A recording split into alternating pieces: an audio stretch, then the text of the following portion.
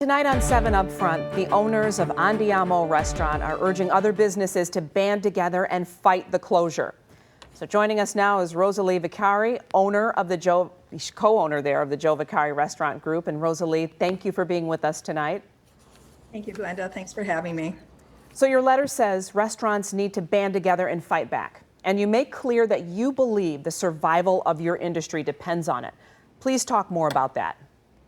Our restaurant industry has been so hard hit from the beginning this winter with the closures. We were closed for about 3 months. It was a huge closure for our industry. And now with this next pause, the 3-week pause, during the closure, 2,000 restaurants permanently closed. During this next pause, it's anticipated that if the closure goes longer than 3 weeks, that there will be an additional 4,000 restaurants that could potentially permanently close in the state of Michigan. That would be 6,000 restaurants during this calendar year that will close in our state. Where are all those workers going to find work? They're all going to be out of jobs. They're all going to be flooding the unemployment system.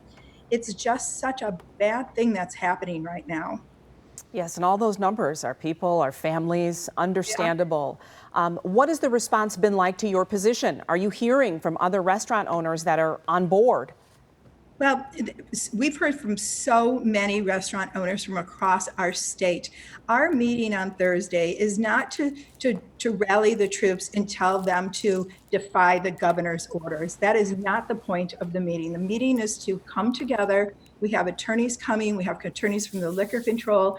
Let's meet together as a group and just listen to all the facts, listen to what our options are that we might be able to have. We don't know if there's options, but we have to do something because people will not survive. The restaurant industry will not survive another long-term closures. We have had employees already reach out to Joe and I to ask them if we can help them financially to get through the holiday season because they're already strained. They are already at the end of their ropes of what they can do. So it's a very sad thing, but we just want people to know we would never, ever jeopardize the health of our customers or the health of the people that work with us in the restaurant business.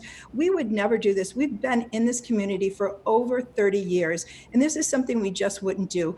But quite frankly, the statistics that we're getting from the Michigan Restaurant and Lodging Association state that just a little bit over 4%, about 4.2% of all COVID outbreaks in the state of Michigan are coming from restaurants. So if the governor is talking about following the science, is that enough to be able to target restaurants and close restaurants again, especially when there's malls that are open, big box stores that are open, hair salon, nail salon, gyms, they're all packed. Joe and I drove around this weekend to just kind of see what was going on. We couldn't believe the number of cars in front of Best Buy, in front of the malls, where does that make sense? That you close restaurants, but yet all of these other people are mingling inside of malls and big boxes. Like, it just doesn't make sense to us, and it does not make sense to the hundreds of restaurant people that have reached out to us. Okay, so hundreds have reached out to you. Then the response to your letter has been positive. People are encouraged. Owners want to get together with you. They want to get together because they want a voice. We're a big company. Joe and I have about 22 restaurants that we own and operate in the state. But people that have one restaurant feel like they don't have a voice. And having this meeting, I think, gives them some sense of comfort that possibly somebody will be listening to them.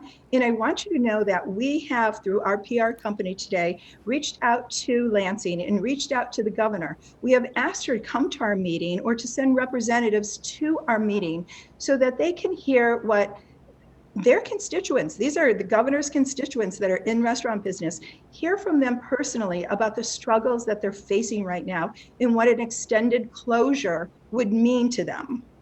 All right, Rosalie, we appreciate your point of view. Of course, safety at the top of all of our minds, and including you. Thank you for being a pillar in the community, and we certainly hope to see that legacy continue. Thank you, Glenda. So appreciate it.